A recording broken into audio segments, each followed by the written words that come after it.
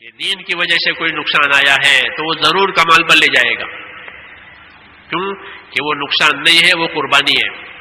کہ قربانی کی وجہ سے ہی اللہ بندے سے قریب ہوتا ہے. وہ بندہ اللہ سے قریب ہوتا چلا جاتا ہے اپنی قربانیوں کے ذریعے سے. اس لیے قربانیوں کا ابتدائی دور کڑوا ہوتا ہے، پھر بعد کا دور برکات کا ہوتا ہے، رحمتوں کا ہوتا ہے، مددوں کا ہوتا ہے.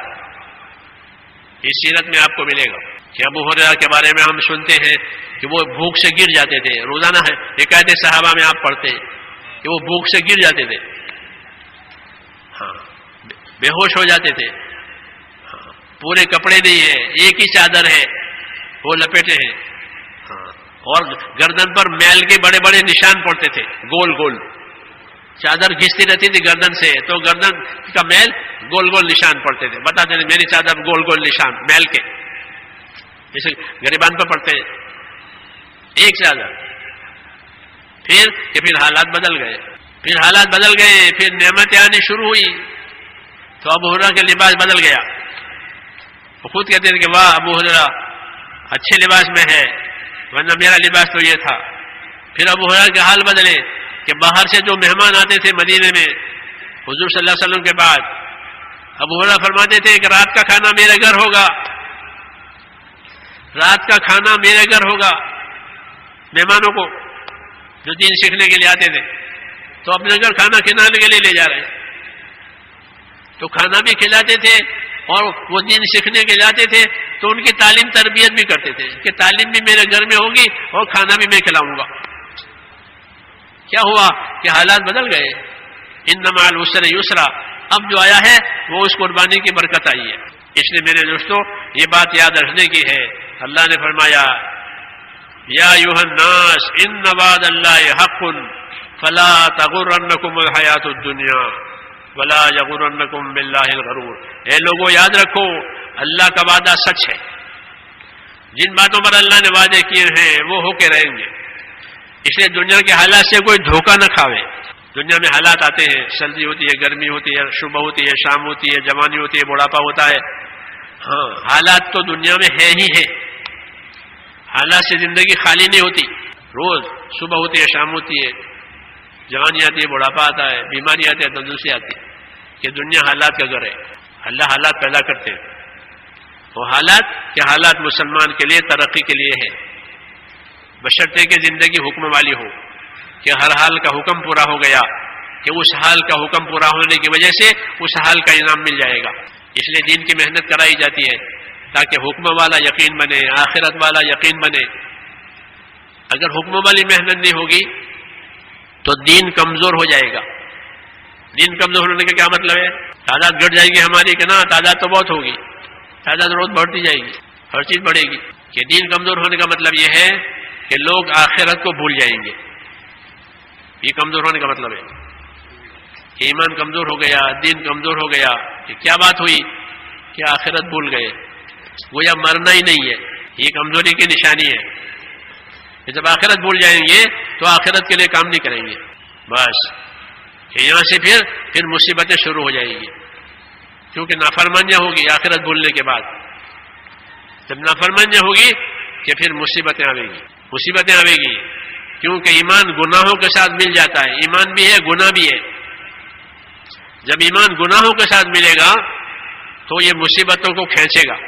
جیسے تیل کڑھائی میں کھول رہا ہے اور اندر ٹھنڈا پانی پڑے تو کیا ہوگا؟ کہ بری حالت ہوگی. پانی میں ٹھنڈک ہے، اس میں گرمی ہے. تو ایمان کی حالت الگ ہے، گناہ کی حالت الگ ہے. جس طرح کڑھائی میں پانی پڑا تو وہاں آدمی ٹھہر نہیں سکتا، ایسے کڑاکے کی آواز آتی ہے اندر سے. پانی کی تاثیر الگ، اس کی تاثیر الگ. اس طرح ایمان کی تاثیر الگ، گناہ کی تاثیر الگ. کہ ایمان میں گناہ ملائے، ایسا جیسے کھولتے ہوئے تیل میں کہ پانی پڑا. تو پانی تو اچھی چیز ہے لیکن اس میں نہیں کہ پانی زمین میں ڈالو کہ زمین زندہ ہو جائے گی. ایمان کو اطاعت کے ساتھ ملاؤ کہ رحمتیں آ جائے گی. اور ایمان گناہوں میں ملا کہ ایمان جب گناہوں میں ملے گا کہ وہ مصیبتوں کے آنے کا ذریعہ بنے گا. اس لیے مصیبتیں آتی ہیں. گناہوں کی مصیبتیں الگ ہیں اور قربانی کی مصیبتیں الگ ہیں.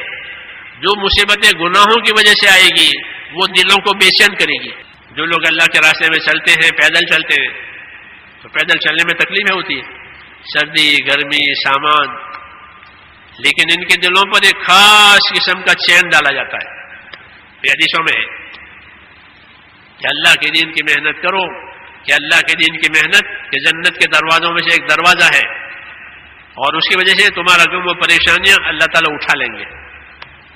کہ دین کی محنت میں چین ملتا ہے. ہم لوگ پہلے پانی کے راستے سے جماعتیں جاتی تھی بمبئی سے، ہوائی جہازوں کا سلسلہ نہیں تھا، لوگوں کا اتنے پیسے بھی نہیں تھے، تو پانی کے راستے جاتے تھے.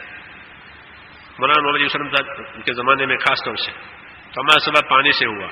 چھاپی کے اجتماع کے بعد تو 8 دن 10 دن پانی میں بمبئی سے بسرا لائن جاتی تھی پانی کی، بہت پیسنجر جاتے تھے. اس لائن کے سارے کاروباری لوگ بھی اسی لائن، 1000-2000 پیسنجر.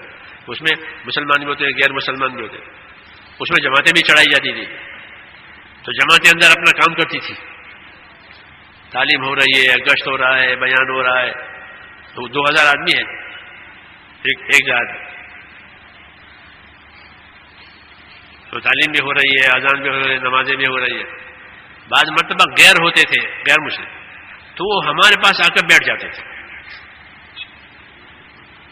تو ایک دفعہ جہاز میں تو ایران کے راستے سے دو، ایک بوڑھے تھے، ایک جوان تھے. یہ دونوں آ رہے تھے. جو جوان تھا وہ پی ایچ ڈی کر کے آ رہا تھا، غیر مسلم تھے دونوں. تو وہ جوان آ کے ہمارے پاس بیٹھے.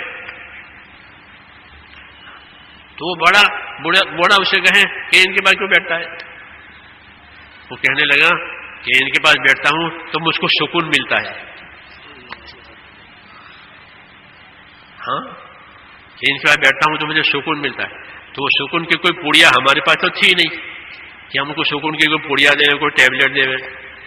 اصل میں وہ دین حق ہے، اس میں جو بات کہی گئی وہ سچ ہے کہ ایمان کی مجلسوں میں، علم کی مجلسوں میں، ذکر کی مجلسوں میں سکینہ نازل ہوتا ہے، سکون نازل ہوتا ہے. ہاں، تو ان کو زیادہ محسوس ہوتا ہے کیونکہ وہ دور سے آئے ہیں، وہ دور ہیں دین سے، تو ان کو زیادہ محسوس ہوتا تھا. ہم تو چونکہ 24 گھنٹے اس میں رہتے ہیں. تو وہ کہتا ہے جب ان کے پاس بیٹھتا ہوں تو مجھے سکون ملتا ہے. حالانکہ ہم اس کو بلاتے نہیں تھے، وہ خود ہی آ کے بیٹھ جاتا تھا، کیونکہ بات ہماری حق ہے. نور تو نور ہی ہوتا ہے، خوشبو تو خوشبو ہی ہوتی ہے، کوئی بھی سونگے. تو اس لیے کہا کہ دین کی محنت کرو کہ تمہارا غم پریشانیاں اٹھا لیا جائے گا، وہ تمہیں سکون دیا جائے گا.